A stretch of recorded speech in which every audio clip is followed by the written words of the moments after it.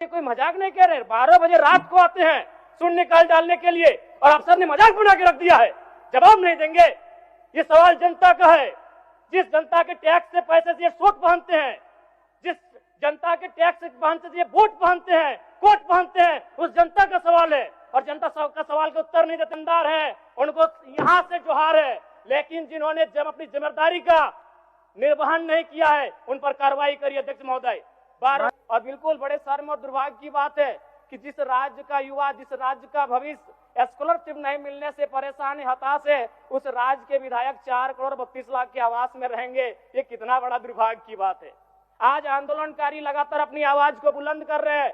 जिन्होंने अपने लहू से इस राज्य को सींचा, अपने खून से इस राज्य को बनाया, आज जो 3,500 का पेंशन प्राप्त कर रहे हैं और जिस राज्य के मंत्री 6 करोड़ के आवास में रहेंगे और उस राज्य के आंदोलनकारी सम्मान नहीं पाएंगे जिन्होंने लहू से राज्य बनाया है, यह भी दुर्भाग्य का विषय।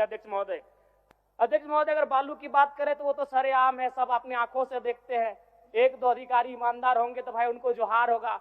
बाकी अगर कोई भी बालू ट्रैक्टर, विशेषकर ट्रैक्टर से बालू की ढुलाई होती है तो हमें लगता है एक बालू गाड़ी 3-4 थाना क्षेत्रों से पार होता है और कोई थाना प्रभारी ऐसा नहीं है जिसका मंथली पर महीने का इनकम 3 लाख से 5 लाख रुपए केवल अवैध बालू से हो रहा है।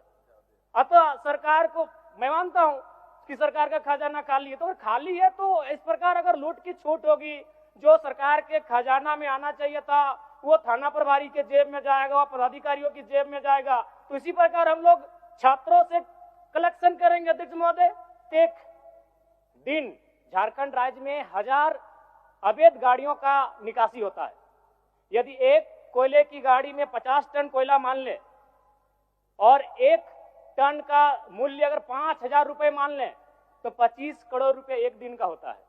अगर 365 से गुना करते हैं तो 9,125 करोड़ रुपए होता है अध्यक्ष महोदय, यानी लगभग 9,000 करोड़ रुपए, जो कि आपके अनुपूरक बजट से ज्यादा होता है। यानी कोयलांचल से इतनी अवैध मात्रा में कोयला का कारोबार हो रहा है। अगर उस पर सरकार नियंत्रण कर ले तो आपका एक अनुपूरक बजट के बराबर वो राशि होती है, वो राजस्व आपको फायदा होगा।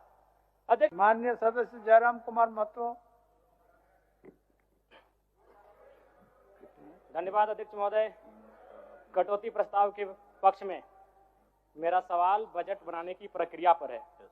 जब विभागों ने 13,400 करोड़ रुपए का मांग किया है तो फिर मात्र 7,721 करोड़ का बजट क्यों लाया गया?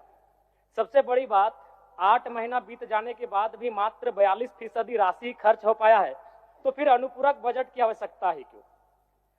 और कहीं ऐसा सच तो नहीं कि सरकार